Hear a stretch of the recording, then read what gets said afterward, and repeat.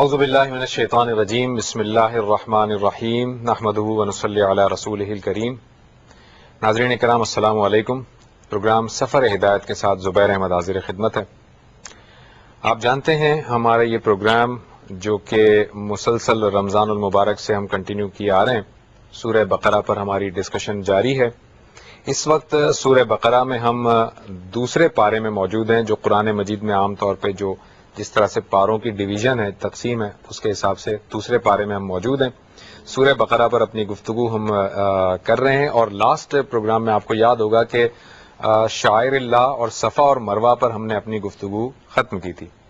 یہیں سے اپنے پروگرام کا آغاز کرتے ہیں. ہمارے ساتھ حسب معمول تشریف رکھتے ہیں جناب ڈاکٹر خالد ظہیر صاحب. ڈاکٹر صاحب سے ہم اس موضوع پہ بات کریں گے، لیکن ساتھ ہی ساتھ آپ کی لائیو کالز بھی لیتے جائیں گے جو کہ 10 منٹ کے بعد شروع ہو جائیں گی. ہمارے نمبر نوٹ کر لیجئے 0900-222225، یہ لوکل کالرز کے نمبر ہیں، جبکہ انٹرنیشنل کالر ہمیں کال کریں گے 00372542112225 پر. ڈاکٹر صاحب، پچھلے پروگرام میں ہم گفتگو کر رہے تھے شاعر اللہ پہ. آپ نے وضاحت کر دی تھی کہ شاعر اللہ سے کیا مراد ہے. میں یہ جاننا چاہوں گا، جس پہ ہم نے تھوڑی سی مختصر سا بات لاسٹ پروگرام میں بھی کی تھی، کہ اللہ تعالیٰ نے بتایا کہ یہ جو صفا اور مروہ ہے اس کے درمیان اللہ تعالیٰ فرماتا ہے کہ اگر تم اس کے درمیان میں سعی کر لو تو کوئی حرج نہیں ہے. میں یہ جاننا چاہوں گا کہ حرج نہیں ہے سے کیا مراد ہے؟ کیا یہ سعی کرنا عمرے کا یا حج کا رکن یا فرض نہیں ہے؟ اس میں حرج نہ ہونے کا بات سمجھ میں نہیں آ رہی ہے. دیکھیں زبیر صاحب، ہمارے دین میں جس چیز کو دینی اور دنیاوی معاملات میں آخری اتھارٹی کا مقام حاصل ہے، جس سورس کو، وہ قرآن مجید ہے. قرآن مجید اگر ایک بات واضح طریقے پر بیان کرتا ہے تو پھر وہی بات آخری بات ہے. اور حقیقت یہ ہے کہ تجربے سے معلوم ہوتا ہے کہ جب انسان ذرا تحقیق کرتا ہے تو معلوم ہوتا ہے کہ اسی بات کو اللہ کے پیغمبر صلی اللہ علیہ وسلم نے بھی بین ہی اسی اسپرٹ میں اڈاپٹ کیا، اور کیوں نہیں، آپ ہی سب سے زیادہ قرآن مجید پر عمل کرنے والے تھے. چنانچہ اس آیت کے الفاظ سے یہ معلوم ہوتا ہے کہ صفا اور مروہ کے درمیان صحیح کرنا یہ حج اور عمرے کا ایک حصہ ہے، رکن ہے، لیکن یہ ایک ایسا حصہ ہے کہ جو لازم نہیں ہے. چنانچہ ہم یہ دیکھتے ہیں کہ نبی صلی اللہ علیہ وسلم نے جب عمرہ کیا تو آپ نے ایک جانب بیت اللہ کا طواف کیا اور دوسری جانب آپ نے صفا اور مروہ کی صحیح کی. لیکن حج کے موقع پر جب طواف زیارہ کے لیے آپ تشریف لائے تو آپ نے صرف طواف کیا اور صحیح نہیں کی. تو معلوم یہ ہوتا ہے کہ یہ وہی چیز ہے کہ جس میں اگر آپ اس کو اختیار کرتے ہیں تو یہ ایک پسندیدہ چیز ہے، بہت مطلوب چیز ہے، لیکن اگر اس کو کوئی چھوڑ دیتا ہے تو یہ ایسی چیز نہیں ہے کہ جس کے چھوڑنے پر گناہ ہے. ہمارے ہاں بالعموم جو عمرہ ہے اس کے ساتھ صحیح کی جاتی ہے، لیکن ظاہر ہے کہ ایک عمل کا مستقل ہونا اس عمل کے لازم ہونے کو مستلزم نہیں کرتا. ڈاکٹر صاحب، مگر میں یہ جاننا چاہوں گا، آپ نے کہا کہ طواف زیارہ جب آپ صلی اللہ علیہ وسلم نے کیا تو صحیح نہیں فرمائی. کیا طواف زیارہ عمرہ ہے یا وہ صرف طواف ہے؟ نہیں، وہ تو ظاہر ہے کہ پھر ایک عمل ہے نا کہ جو طواف ہی کے نام سے مشہور ہو گیا.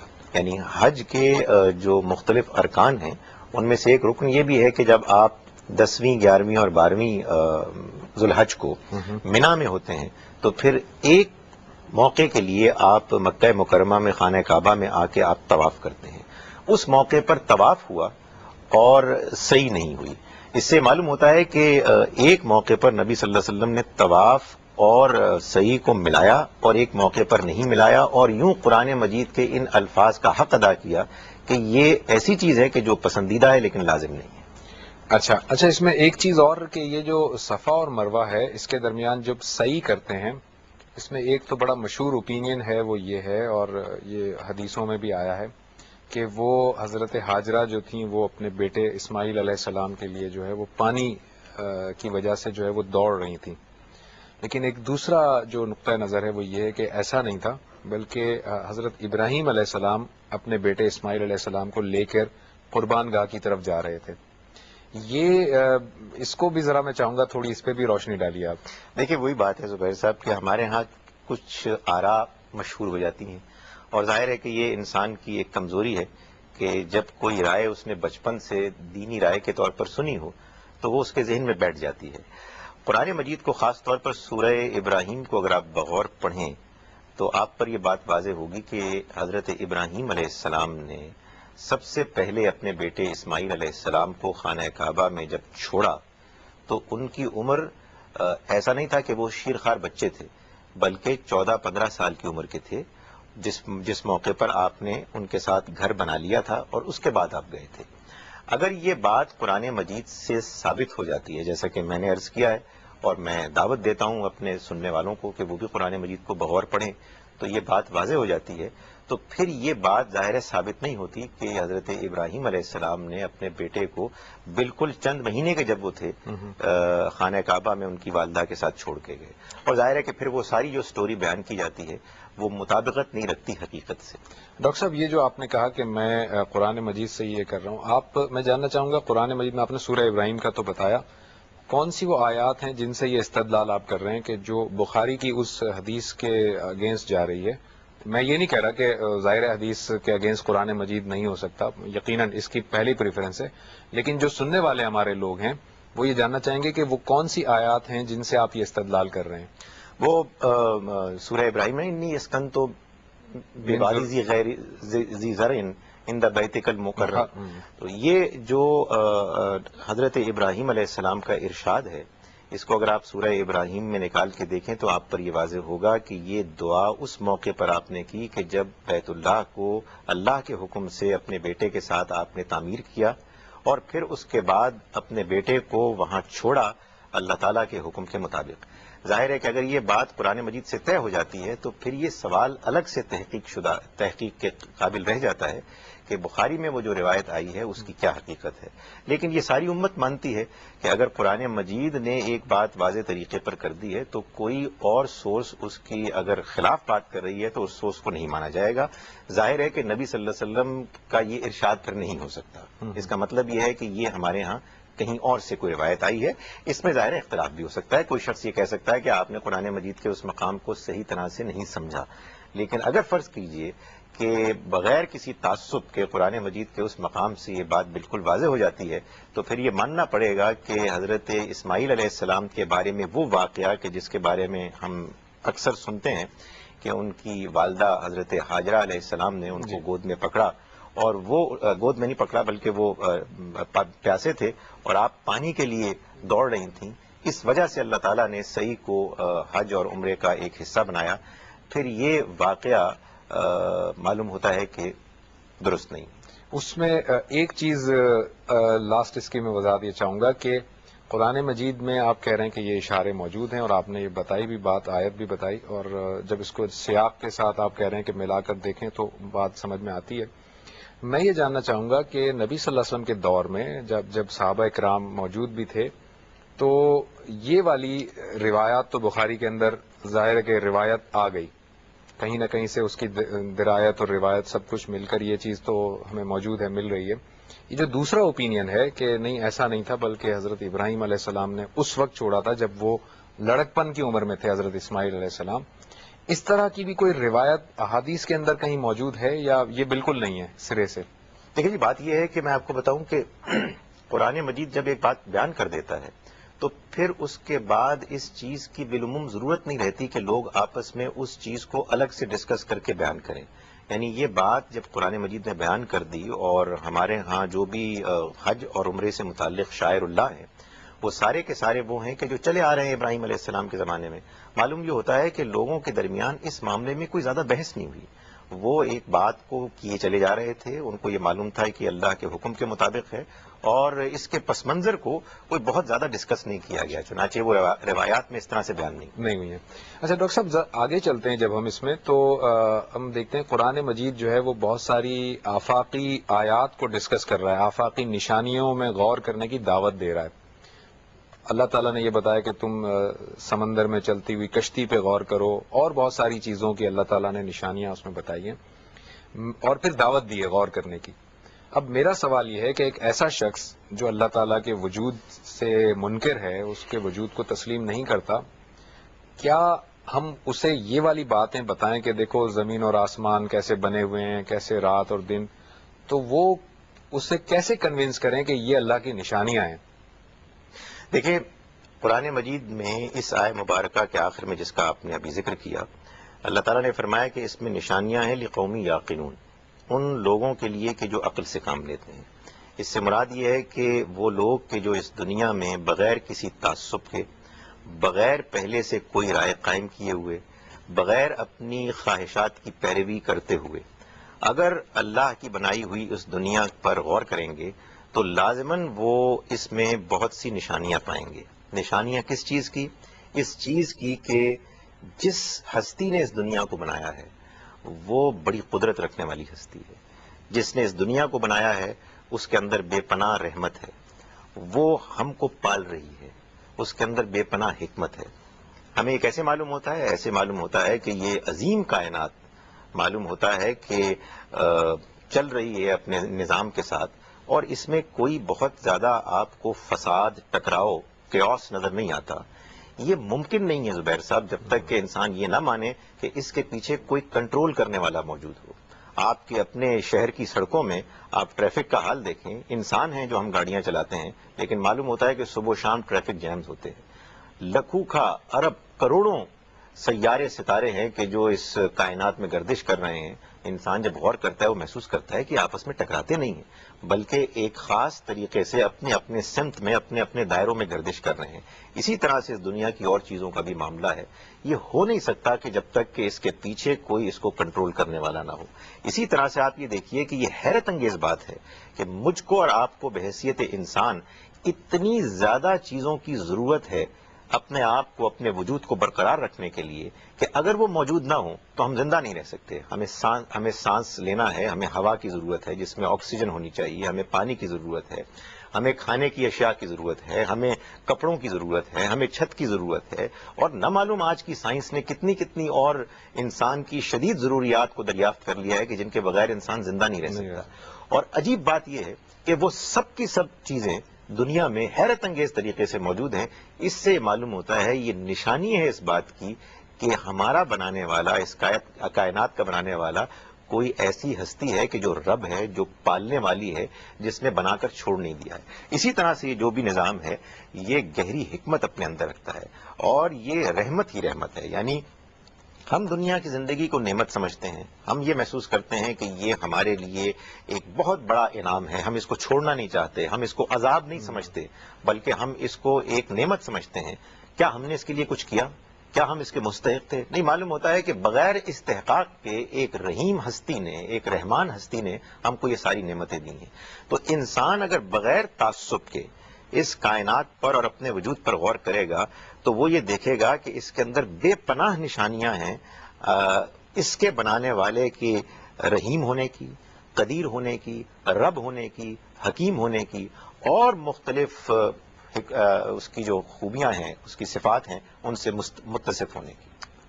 ڈاکٹر صاحب اس میں میں چاہوں گا اب اگلی جو آیت ہے، آیت نمبر غالباً 170 ہے، اس پہ آپ کا تبصرہ میں چاہوں گا کیونکہ یہ بڑا امپورٹنٹ رویہ اللہ تعالیٰ بیان کر رہا ہے اس دور کے لوگوں کا. اور اگر ہم دیکھیں تو آج بھی یہی ہے کہ جب انہیں دعوت دی جاتی تھی تو وہ کہتے تھے کہ ہم نے تو اپنے باپ دادا کو ایسے ہی کرتے دیکھا ہے اور ہم تو اسی کی پیروی کریں گے. تو اللہ تعالیٰ فرماتے ہیں کہ اگر انہوں نے ہدایت نہیں پائی تو کیا تم بھی ان کی پیروی کرو گے؟ اور یہ بڑا امپورٹنٹ رویہ ہے جو آج بھی موجود ہے اور جو شاید پتہ نہیں کب تک موجود رہے. میں چاہوں گا اس پہ ذرا تبصرہ کیجیے آپ. ایک بات تو زبیر صاحب جان لیں کہ انسان کا یہ بڑا المیہ ہے کہ وہ یہ سمجھتا ہے کہ بعض وہ قومیں کہ جو ہم سے پہلے گزر چکی ہیں وہ تو گمراہ تھیں، اس قابل تھیں کہ ہم ان کی مذمت کریں، ان کو برا بھلا کہیں. ہمارے اندر ایسی کوئی خامی نہیں ہے. یعنی انسان کو یہ غلط فہمی ہے. انسان یہ نہیں جانتا کہ کمزوریاں انسانوں کے اندر اکثر و بیشتر یکساں ہوتی ہیں.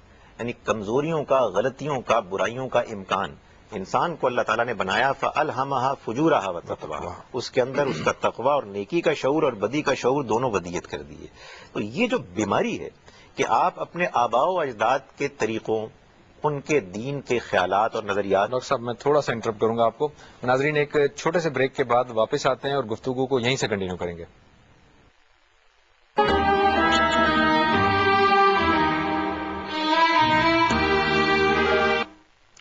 ویلکم بیک ناظرین.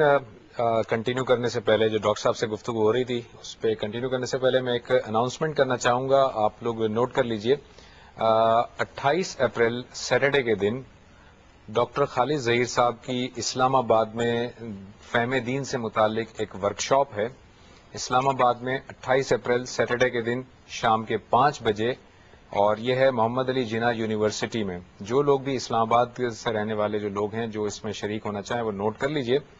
اور فیصل آباد میں یہی فہم دین سے متعلق جو ورکشاپ ہے ڈاکٹر صاحب کنڈکٹ کریں گے، اور یہ ہے 29 اپریل بروز اتوار 2 بجے پنجاب کالج آف کامرس میں. تو یہ 2 ورکشاپس ہیں اسلام آباد میں 28 اپریل 5 بجے محمد علی جناح یونیورسٹی، فیصل آباد میں 29 اپریل 2 بجے پنجاب کالج آف کامرس میں. جو بھی حضرات اس میں شرکت کرنا چاہیں وہ ضرور شریک ہوں. اور مزید معلومات کے لیے ایک نمبر ہے جس کو آپ نوٹ کر لیجئے 042، یہ لاہور کا نمبر ہے 04258655145. اس نمبر پہ آپ صبح 9 بجے سے لے کر شام 5 بجے تک آپ رابطہ کر سکتے ہیں اور اس کی مزید تفصیلات بھی جان سکتے ہیں. ڈاکٹر صاحب، بریک پہ جانے سے پہلے ہم بات کر رہے تھے انسان کے رویوں کی، جو قرآن مجید بتاتا ہے کہ وہ باپ دادا کے جو ہیں اسی پہ چلا آ رہا ہے اور وہ خود نہیں سوچتا. جی، گزارش یہ ہے کہ یہ دنیا کی زندگی میں جو آزمائش ہے جس میں کہ ہم مبتلا ہیں، اس میں انسان اپنے آباء و اجداد کے دین اور طور طریقوں کے بارے میں کچھ جذباتی متعصب ہو جاتا ہے. چنانچہ انسان کی یہی آزمائش ہے کہ جب اس کے سامنے کوئی ایسی سچی حق بات آئے کہ جو اس کے آباء و اجداد بڑوں کے بتائے ہوئے دین اور طور طریقوں سے مختلف ہو لیکن صحیح لگتی ہو، تو انسان اس کے آگے جھک جائے. یہ آزمائش ان لوگوں کے لیے بھی تھی کہ جن کے سامنے قرآن پیش کیا گیا، اور یہ آزمائش آج بھی ہو سکتی ہے کہ اگر آپ دین کے کسی غلط تعبیر اور انڈرسٹینڈنگ کو فالو کر رہے ہیں اور آپ کے سامنے ایک شخص آ کے آپ کو یہ بتاتا ہے کہ دین تو اصل میں اللہ تعالیٰ کا یہ فرماتا ہے، تو یہ ایک آزمائش ہے کہ جس میں اللہ یہ چاہتے ہیں کہ ہر حال میں بندہ اپنے رب کی بات یعنی حق بات کے سامنے جھک جائے. اچھا ڈاکٹر صاحب، آگے جب ہم چلتے ہیں تو اللہ تعالیٰ جو ہے وہ حرام چیزوں کی ایک لسٹ ہمیں بتاتا ہے کہ فلاں فلاں فلاں چیزیں جو حرام ہیں، اس میں مردار بھی ہے، اس میں سور کا گوشت بھی ہے، اس میں خون بھی ہے، اور اس کے اندر وہ چیزیں بھی ہیں وہ جن پہ اللہ کے علاوہ کسی کا نام لیا گیا ہو. میں چاہوں گا کہ یہ ذرا آپ واضح کر دیجئے، وما اہل لغیر اللہ بہ، اس کا مطلب کیا ہے؟ یعنی مطلب یہ ہے کہ جب آپ جانور کو ذبح کرتے ہیں تو آپ کو اللہ کا نام لے کے ذبح کرنا چاہیے. اللہ کے نام کے علاوہ اگر آپ نے کسی اور کا نام غیر اللہ کا نام لیا، چاہے وہ کوئی بھی ہو، تو یہ جانور اگرچہ کہ حلال ہے، بکرا ہے، اونٹ ہے، گائے ہے، بھینس ہے، اس حلال جانور کو بھی پھر اللہ تعالیٰ کی شریعت میں حرام گردانا جائے گا، اس کو کھانا گناہ ہوگا، ناجائز ہوگا. اچھا، اس میں جو اہلا کا لفظ ہے، اہلا کا مطلب کیا اشارہ کرنا ہے؟ وما اہل لغیر یعنی اس اللہ. کو جو آپ ذبح کرتے ہیں ہم۔ تو ذبح کرنے کے موقع پہ اللہ تعالیٰ نے اپنی شریعت میں ہم کو یہ حکم دیا ہے کہ ہم یوں تو کسی کی بھی جان نہیں لے سکتے، لیکن اللہ تعالیٰ نے ہمارے لیے ان جانوروں کو ہماری ضرورت کے کو پیش نظر رکھتے ہوئے مارنا جائز قرار دیا ہے. تو جب بھی ہم ان کو اللہ کے حکم کے مطابق مارتے ہیں یعنی ذبح کرتے ہیں تو ہم اللہ کی دی ہوئی اس اجازت سینکشن کا اظہار کرتے ہیں اس کا نام لے کے. اچھا، اس میں تو یہ ہے، اس آیت میں تو یہ کہا گیا کہ اللہ کے علاوہ کسی کا بھی نام لیا جائے گا تو وہ حرام اللہ تعالیٰ نے اس کو قرار دیا ہے. لیکن اگر کسی کا بھی نام نہ لیا جائے اور اللہ تعالیٰ کا نام بھی نہ لیا جائے اس میں کیا ہوگا؟ دیکھیں، ظاہر ہے کہ یہ سوال پیدا ہوتا ہے جیسا کہ آپ نے کیا کہ اللہ کے علاوہ کسی اور کا نام لے کے آپ جانور ذبح کریں یہ حرام، اللہ کا نام لے کر آپ حلال جانور ذبح کریں یہ حلال. اگر بغیر کسی کا نام لیے آپ اس کو ذبح کرتے ہیں تو قرآن مجید نے اس سوال کا جواب، اگر قرآن سوال کا جواب نہ دیتا تو ظاہر ہے کہ دونوں امکانات تھے. قرآن مجید نے سورہ انعام میں اس سوال کا جواب بڑے واضح طریقے پر دیا ہے کہ وَلَا تَأْكُلُوا مِمَّا لَمْ يُذْكَرِ اسْمُ اللَّهِ عَلَيْهِ وَإِنَّهُ لَفِسْقٌ، کہ مت کھاؤ اس جانور کے گوشت کو کہ جس کو ذبح کرتے وقت کسی کا نام نہ لیا گیا ہو، اس لیے کہ یہ فسق ہے، اللہ کا نام نہ لیا گیا ہو اس لیے فسق ہے.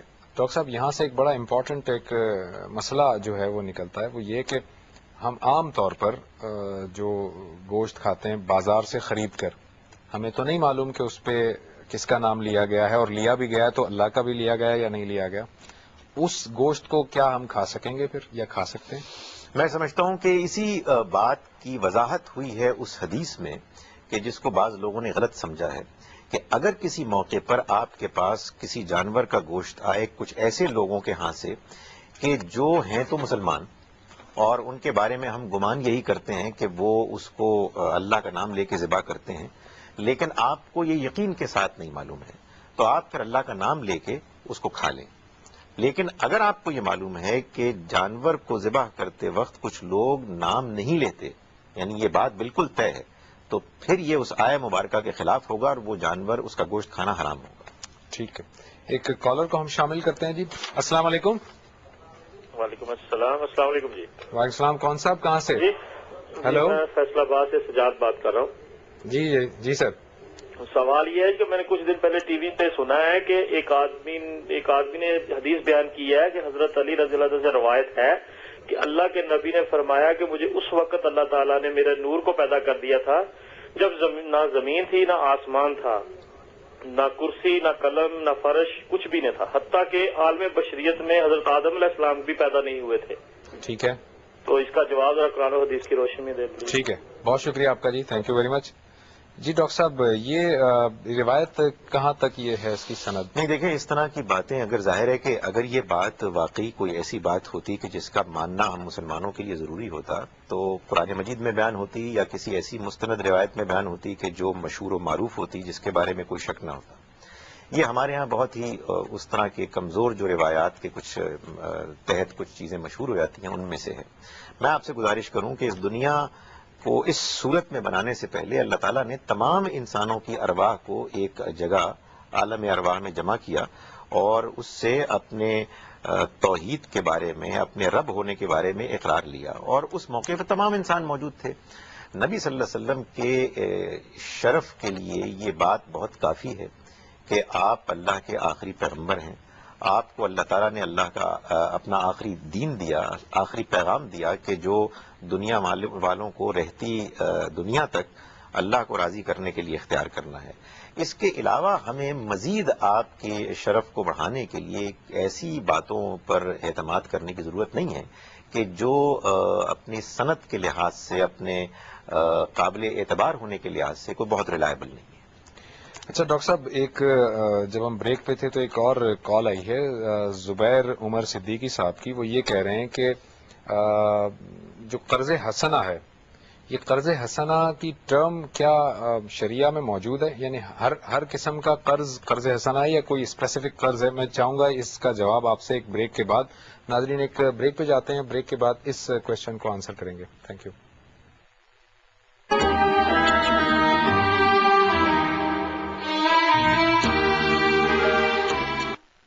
Welcome back. کالر ہمارے ساتھ موجود ہیں. السلام علیکم. بیٹا، جی کون؟ میں جہرم سے بیٹا بات کر رہی ہوں. جی فرمائیے. سر سے دو سوال کو پوچھتے ہیں. جی جی. ایک تو یہ کہ اللہ تعالیٰ نے ایک حدیث میں ہے کہ اللہ تعالیٰ نے کہا ہے کہ یہ اگر میرے بعد کسی کو سجدہ کرنا ہوتا تو میں کہتا کہ بیوی کو وہ شوہر کو کرے. ٹھیک ہے.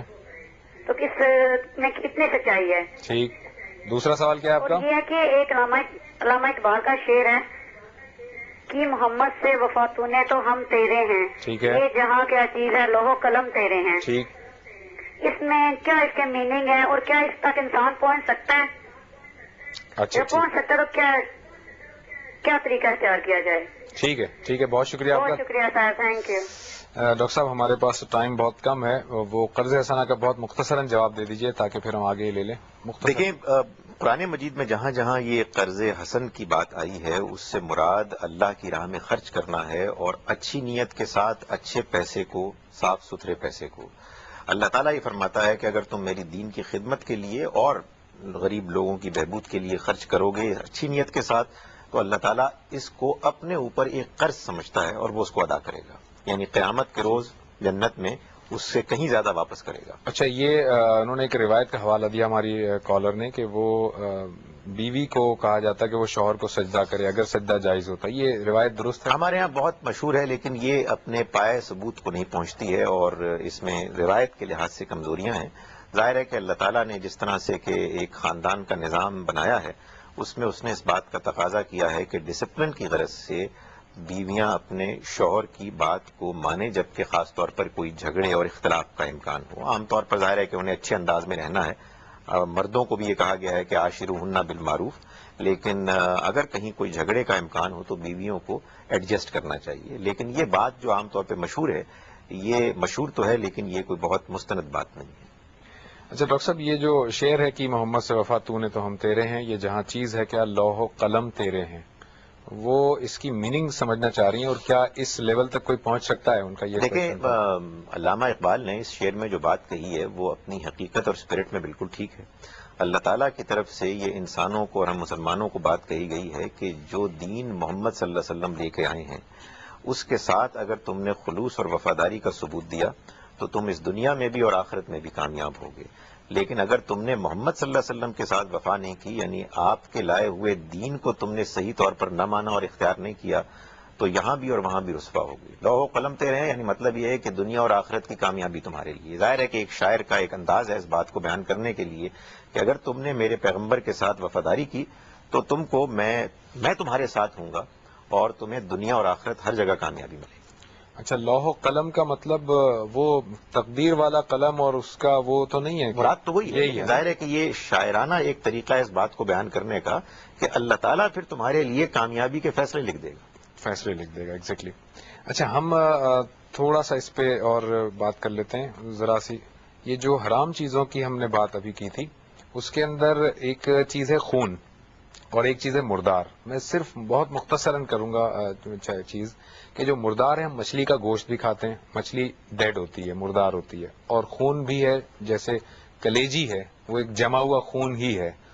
یہ اس کے بارے میں اس کو کیسے ہم اس کو کریں گے؟ دیکھیے، لفظ میتا آیا ہے اور قرآن مجید میں جو یہ لفظ استعمال ہوا ہے وہ لوگ کے جو زبان سے واقف ہیں، ہم اپنی زبان میں بھی اور عربی زبان میں بھی لفظ میتا انہی جانوروں کے لیے استعمال ہوتا ہے جو مردار ہوتے ہیں اور خشکی کے جانور ہیں، یعنی مچھلی کے لیے یہ لفظ استعمال ہی نہیں ہوتا۔ چنانچہ زبان ظاہر قرآن مجید کی ہے، اس کو اسی مفہوم میں سمجھا جائے گا جس مفہوم میں کہ اس کے جاننے والے، استعمال کرنے والے اس کو سمجھتے ہیں، اور نبی صلی اللہ علیہ وسلم نے ظاہر ہے کہ اسی زبان کے پہلو کو واضح بھی کر دیا کہ اس سے مراد مچھلی نہیں ہے۔ ٹھیک ہے، thank you very much doctor صاحب، بہت بہت شکریہ آپ کا۔ ناظرین، ہمارا پروگرام جو ہے اس کے اندر ظاہر ٹائم اب کم ہے، ہم اجازت چاہتے ہیں۔ اگلے پروگرام تک کے لیے زبیر احمد کو اور ڈاکٹر خالد ظہیر کو اجازت دیجیے۔ اللہ حافظ۔